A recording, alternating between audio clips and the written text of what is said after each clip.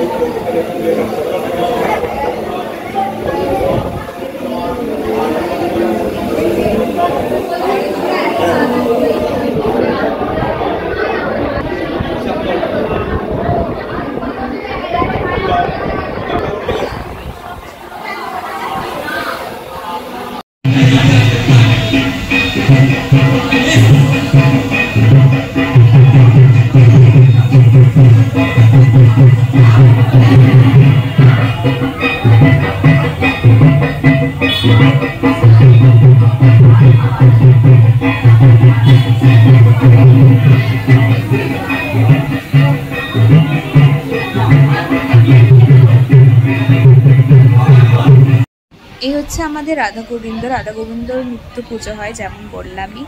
আর রাধা গোবিন্দর পুজো হওয়ার পর খুঁটি পুজো চলছে এখন। আর এখানে দুর্গা পুজো, কালী পুজো এবং লক্ষ্মী পুজো সেগুলোই এই মণ্ডপেই হয়।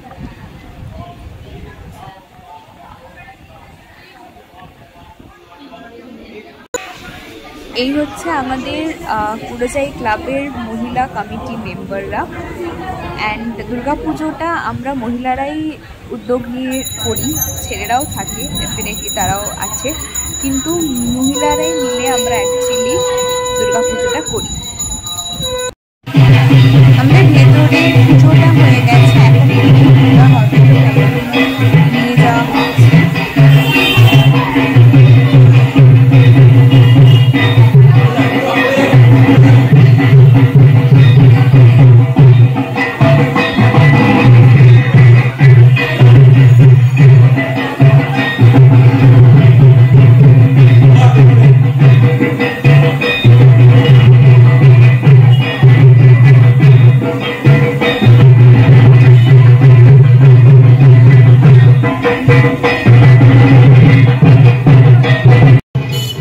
খুঁটি পুজোর সাথেই হয়ে গেল দুর্গা পুজোর শুভ সূচনা। উমা তার পুরো পরিবার নিয়ে আবার 1 বছর পর ফিরতে চলেছে ঘরে। এই তো আগের বছর খুঁটি পুজো হলো, দুর্গা পুজো এলো, সব হলো। দশমীর দিন মাকে বিসর্জন দিলাম, আবার মা আসছে। কেমন করে দেখতে দেখতে একটা বছর কেটেই যায়। আবারও এই পাড়াটা সেজে উঠবে, এই মণ্ডপ সেজে উঠবে, আর তার সাথে সাথে সেজে উঠবো আমরাও। আর কটা দিনের অপেক্ষা, মা ফিরছে ঘরে। এই আনন্দটা শুধু আমি নই, আমি জানি প্রত্যেকটি বাঙালির মনেও এই একই রকম ভাবেই আনন্দ চলতে থাকে। খুঁটি পুজোটা আমার পাড়ায় শুরু হয়েছে আগের বছর থেকে। আমরা সবাই মিলে উদ্যোগ নিয়ে একসাথে আনন্দ করে মজা করে খুঁটি পুজোটা করার চেষ্টা করি। এবং খুঁটি পুজোটার সাথে সাথেই ওই এক্সাইটমেন্টটা অটোমেটিক চলে আসে যে আর কটা দিন পরেই দুর্গা পুজো আসছে।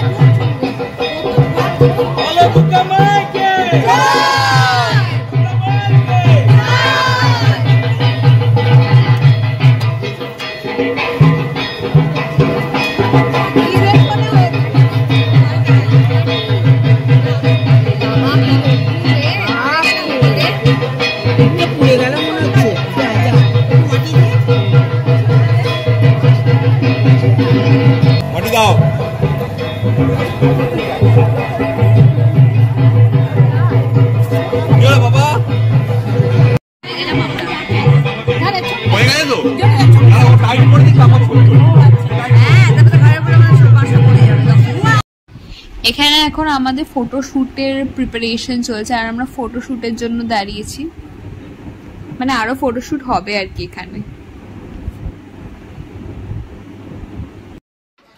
মেয়েদের পর এখন এখানে ছেলেদের ফটোশুট চলছে।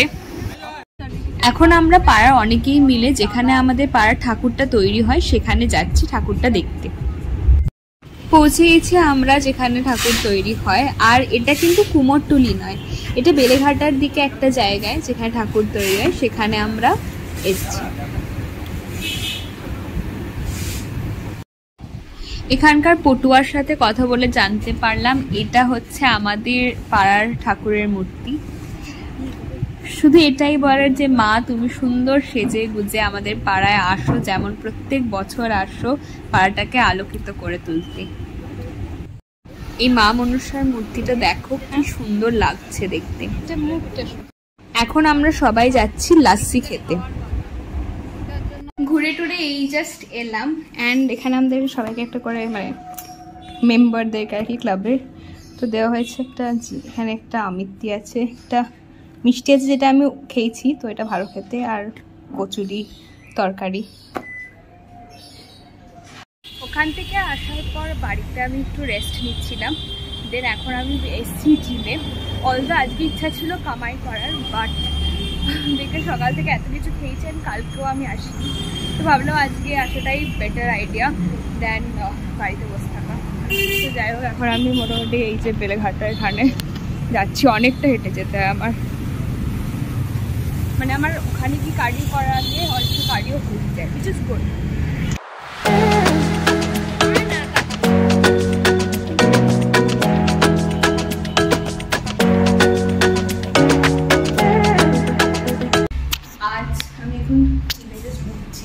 আর আজকে আমার প্রি ওয়ার্কআউট বলতে গেলে মানে জাস্ট জিমে আসার আগে আমি খেয়ে এসেছি রাধা বল্লভী, যেটা সকালে দেওয়া হয়েছে রাধা বল্লভী আর আলুর দম। খাওয়াচ্ছে তো যাই হোক, তো লিটারালি সেটা হচ্ছে আমার প্রি ওয়ার্কআউট।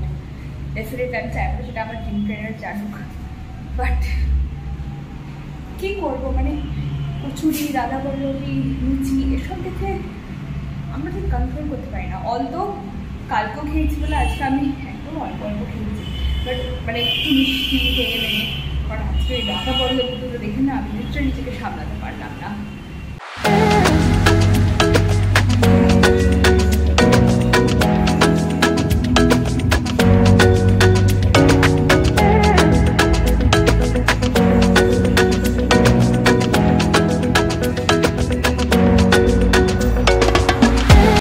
জিম আমার ডান, আর আজকে একটু তাড়াতাড়ি এসেছি বলে একটু তাড়াতাড়ি হয়ে গেছে।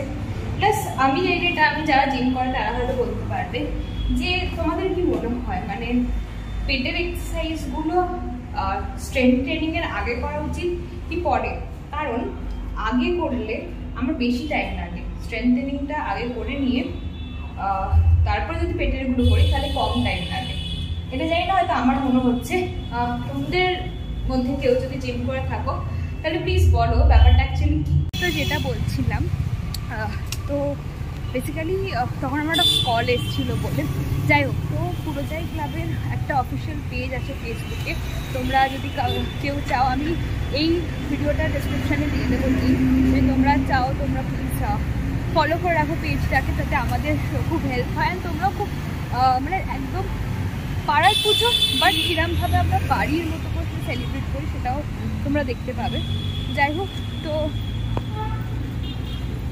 সেইটার জন্যই আমি আর মাম্পিটি আজকে বসবো, কিছু ফটোস পোস্ট করতে হবে, কারণ একটা সোশ্যাল মিডিয়া পেজকে ঠিকঠাকভাবে চালানোর জন্য ফটোস পোস্ট করা বা ভিডিওস পোস্ট করা টাইমলি খুব ইম্পর্টেন্ট। তো সেই জন্য ফটোস পোস্ট করবো অ্যান্ড মানে ফটো ভিডিও কিছু বানিয়ে ওগুলো পোস্ট করবো। তো সেই জন্যই যাবো, তাই জন্য একটু তাড়াতাড়ি এলাম অ্যান্ড ফিরছি একটু তাড়াতাড়ি। হচ্ছে 33 পল্লীর যে পুজোটা হয় সেটার সামনে দিয়ে, অ্যান্ড দেখো এখন মানে প্রায় বাঁশপোতা হয়ে গেছে, কিছু কিছু ব্যানার লাগানো হয়ে গেছে। আমি জাস্ট ভাবছি কিছু দিন পরের কথা, মানে কিছুদিন পর থেকে এইসব জায়গাতে চলাফেরা করাই যাবে না, লোকজনের ভিড়, মানুষের ভিড় উপচে পড়বে। আর আমার মনে হয় আমরা সেই দিনগুলোরই অপেক্ষা করছি। আজকে খুঁটি পুজোর পর না দুর্গা পুজোর ভাইবটা আরও বেশি আসছে। এখানে আমি ডিনার করতে শুধু বসিনি, অ্যাকচুয়ালি আমার মানে বেশিরভাগটা করাই হয়ে গেছে। একটুখানি ভাত অলরেডি এক্সট্রা একটু নিয়ে বসেছি ইনকেস, কারণ কাল থেকে আমার ভাত খাওয়া হচ্ছে না, তো সেই জন্য একটু ভাত। আর এখানে ওই খোলা আলু ভাজা ছিল সেটা, এটা মোচার ঘন্ট যেটা আমার রিসেন্ট ফেভারিট, আর এটা চাল কুমড়োর ছেচকি, আর ডাল যেটা ম্যান্ডেটারি থাকা। তো ভাতের চেয়ে আমার সবজি বেশি হয়ে গেছে, বাট এরকমই হওয়া উচিত when you are on a diet. But হ্যাঁ, আজকের ভিডিওটাতে ডায়েট বলাটা ঠিক চলে না, কারণ অনেক চিট হয়েই গেছে, বাট ঠিক আছে, যেটুকু করা যায়।